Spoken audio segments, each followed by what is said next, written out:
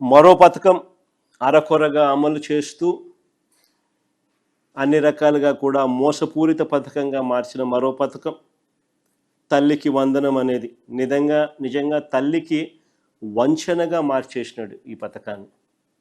బడికి వెళ్ళే ఒక్కో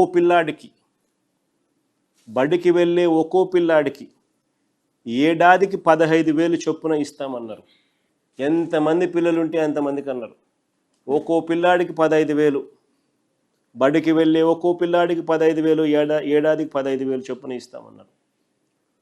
రాష్ట్రంలో యూడిఐఎస్సి డేటా, యూడిస్ అంటే unified district information system for education, UDISE data మా ప్రభుత్వం చివరి నాటికి 23-24లో పిల్లలు ఎంతమంది ఉన్నారు అని అంటే 87 లక్షలకు పై 87,41,885 మంది పిల్లలు, బడికి పోయే పిల్లలు. ఇది UDS plus data.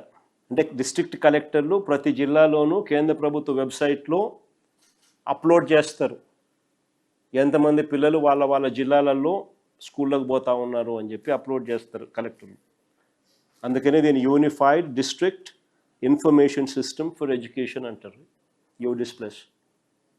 యూడిస్ plus 23-24 data చూస్తే 87,41,885 మంది పిల్లలు.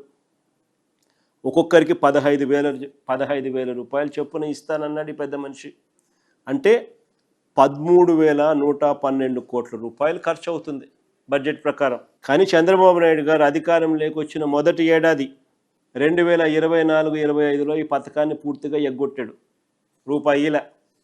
రెండవ ఏడాది 2025-26లో 13,112 కోట్లకు గాను ఇచ్చింది కేవలం 8,389 కోట్లు మాత్రమే. 20 లక్షల మందికి పిల్లలకి ఎగరగొట్టేశారు.